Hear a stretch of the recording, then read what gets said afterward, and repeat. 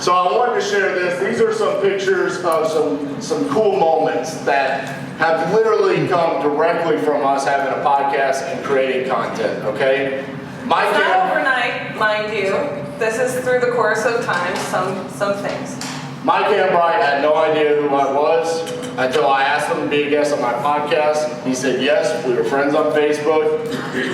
From there, it led to us getting invited to go to what used to be called Investor Machine, which is now Investor Field Gold. When we were there, Mike actually came up and apologized to me and said, dude, I had no idea the amount of volume that you guys do. I didn't know anything about you. Like, we would love for you guys to be at Platinum. He had to ask Jamie and Nick if we could be in the group. Luckily, Jamie said yes, because she doesn't really like us that much.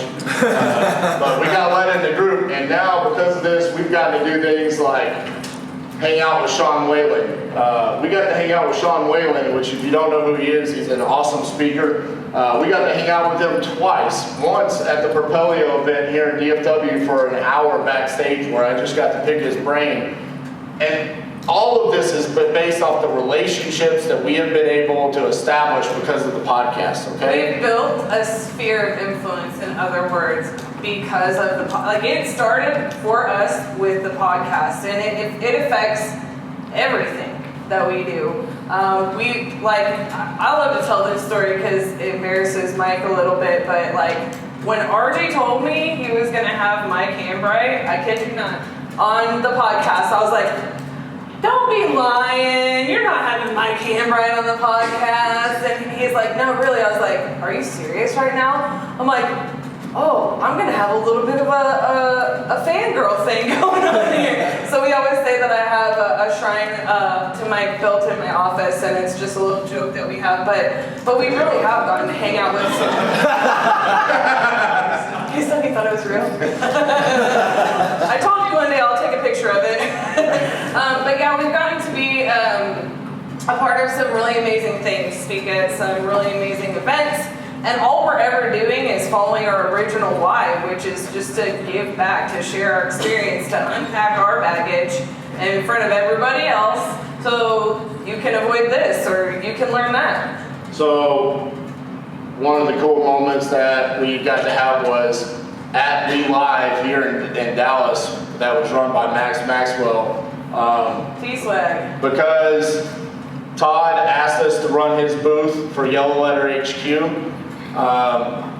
We got to meet Max Maxwell. Max had been on my podcast, so Max and I were friends, but we never met in person.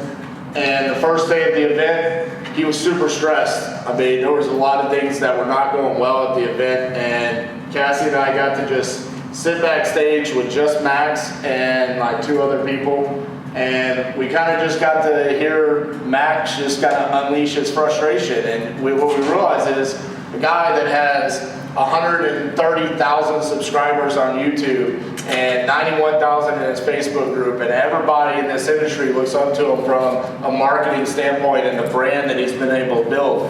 He's a normal guy and he's super humble. But we got to have that moment that would have never happened without us putting ourselves out there and creating this. That's the whole point that I want to get across, is that because we gave, we were able to establish relationships with people across the country. And now it's natural for us to leverage those relationships to do things like speak here today, speak at other events like wholesaling in Houston next week, things along those lines. And on top of that, Cassie and I always had a vision to start a charity, okay? We didn't know how we were going to do it. The thought process was 10 years. We had a 10-year mark. 10 years, we're going to go make a lot of money, and then we'll start a charity, right? Well, what we did is we started a podcast, and I realized we have a following now. We have a sphere of influence. I literally, the first Propelio event that we went to, I told Cassie, I said it was one of the weirdest moments of my life. I had probably 20 plus people walk up to me and stroke my beard. They were like, dude, you're RJ Bates, and they were touching my face. And I was like, she's like, why are these people touching me? Why are they touching me? I'm like, Cassie, I think there's something here. I think these people, they really like us. I don't really understand why. I'm like, I think they really like your beard. I'm like, and I was like, what if we had a golf tournament for real estate investors where all the money went to a charity for childhood cancer, and we called it Beat Kids Cancer. This is all where this came up from. And again, overnight, RJ's like, I've created this company. Yeah, I was like, hey, here's how you start a 501c3, so we did it, and then we created the charity golf tournament, and I attribute all of this to us getting out there, getting out of our comfortable zone, and creating the podcast.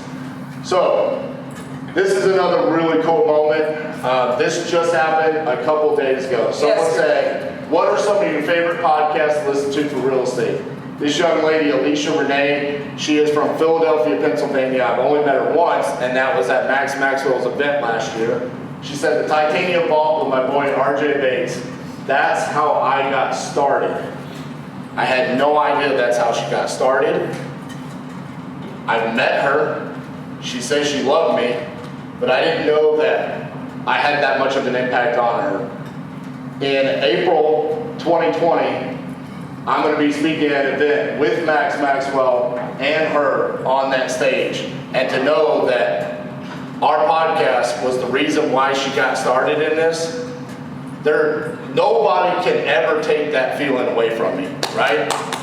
And that's what I'm talking about for you guys, is to make an impact on other people, right? If you go into this with your why being, I want to give to other people, what you receive in return is unsurmountable. I mean, you just can't compare what that feeling right there is to know that she is changing her life for the better. She has a very unique way of doing direct mail. She has probably the highest response rate I've ever seen. Todd, I swear I tried everything in my power to get her to buy direct mail from you at We Live, but she loves doing artwork on her postcards. And she's so super targeted and niche on her list that I think she has like a 60% response rate. It's bananas. So she's an inspiration to me, and to know that we were able to impact her, and that's why I put this down here. False evidence appearing real, right? I had this fear that somebody that I didn't know would say something bad about me, and that could have impacted her life. Would she have probably found somebody else to listen to? Maybe, probably, right? But we don't know. And we don't ever know what impact we're going to have when we say something, when we share our journey, what impact it's going to have. What if it's the one catalyst that gets somebody off their ass to go take action, right? You literally go ask real estate investors across the board, what's holding you back from doing something, and it's analysis paralysis. I just don't take action. I'm fearful of it. And knowing that somehow I had the impact to make her get started is amazing, okay? This right here was probably the, outside of what happened yesterday with that, this was the highlight of the podcast. This was on iTunes. It's either for business or for investing. I'm going to say it's investing, but we actually ranked 5th in all the podcasts on iTunes, and somehow we topped Bigger Pockets for one day. It was only for one day. It counts. And I think it's because I interviewed Max Maxwell and his calling came in. But still, that moment, and you know, for us, it's all because we were able to just speak our truth. We've shared our journey. I've gone in there. I've said really great success stories, and I've also talked about really bad stuff that's happened, right? Because a lot of times I get people, Carrie and Katie are here today. They actually rode around with us a couple weeks ago, and they laughed. They said, dude, just based off of Facebook and the podcast and all this stuff, we think y'all's stuff is like perfect, right? Titanium is just a well-oiled machine. And what we did was we turned back the curtain. We were like, let me show you this shit show. Okay? Hey, there's no contractor in this, and look at this goofy crap that he did over here, and all this stuff that's going on. And we just recently started to, like, I guess even pull back, because I guess a lot of people think that, and we're just used to, like, I don't know, talking about what everybody wants to hear. And it's really funny because, you know, we've been like, Dutch has been like cutting out those moments. Like the other day we posted a video of like our AC unit got stolen and we found out live on camera.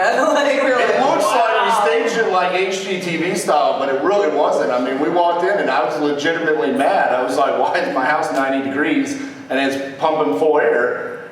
And I literally complained for about 8 minutes while walking around the house like, I mean, we just paid to get this replaced. This should not be working. Like, dude, we're just gonna have to find another HVAC guy. Like, this is bullshit. Like, I'm tired of this. We're just wasting time. This is supposed to be on the market. And then I walked in the backyard and realized it had been stolen. And then I realized, wow. Like, I was just complaining because I thought I was gonna have to waste one day for a guy to come out here and do a $100 fix. But in all reality, there's a $3,000 AC missing. And having that out there and posting that on YouTube, It's relatable. Like people are like, thank you for sharing that, not being like, oh, everything's perfect all the time. Right.